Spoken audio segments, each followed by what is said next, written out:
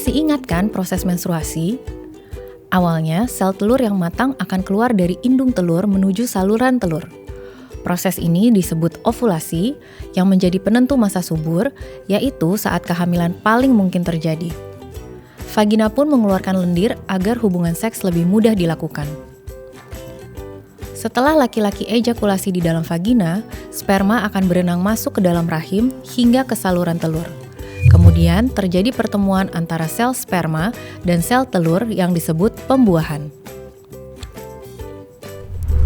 Hasil pembuahan yang disebut zigot ini akan terus membelah diri sambil bergerak menuju dinding rahim dalam waktu 5 hingga 7 hari untuk akhirnya membenamkan diri di dalam dinding rahim.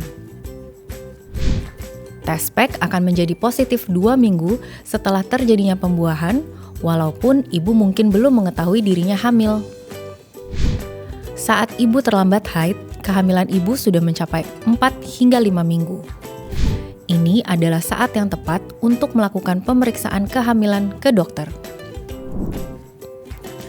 Kehamilan dapat dibagi menjadi 3 trimester, trimester pertama, kedua, dan ketiga. Trimester pertama merupakan masa yang paling penting untuk perkembangan bayi. Selama periode ini, struktur tubuh dan sistem organ janin akan bertumbuh. Ibu bisa mendengarkan detak jantung janin melalui USG mulai usia kehamilan 6-8 minggu. Pada trimester kedua, ibu mulai bisa merasakan janin mendendang. Jenis kelamin janin dan kelengkapan organ janin juga bisa diketahui pada masa ini lewat USG. Pada trimester ketiga, janin semakin besar, posisinya di dalam rahim pun berubah untuk persiapan persalinan.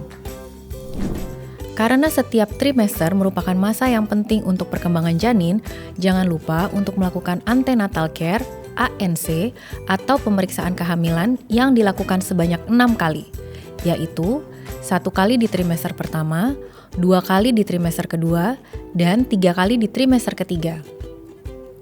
Saat antenatal care ini, dokter akan melakukan pemeriksaan untuk memastikan kesejahteraan ibu dan janin.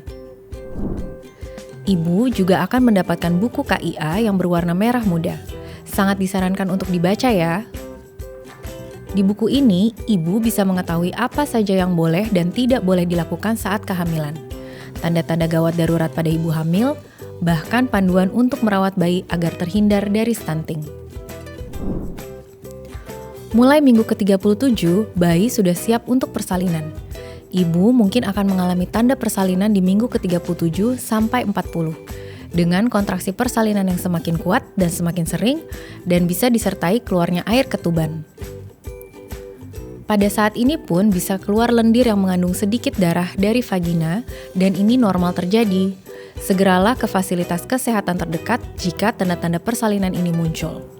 Namun, jika selama kehamilan kamu mengalami nyeri ulu hati dan atau mual muntah, tidak mau makan, demam tinggi, sakit kepala dan atau pandangan kabur dan atau kejang, disertai atau tanpa bengkak pada kaki, tangan dan wajah, air ketuban keluar sebelum waktunya, pendarahan, janin dirasakan kurang bergerak dibandingkan sebelumnya, segeralah periksa diri ke rumah sakit terdekat. Setelah menonton video ini, semoga ibu bisa lebih paham tentang proses kehamilan dan bisa menjaga kehamilan dengan baik ya.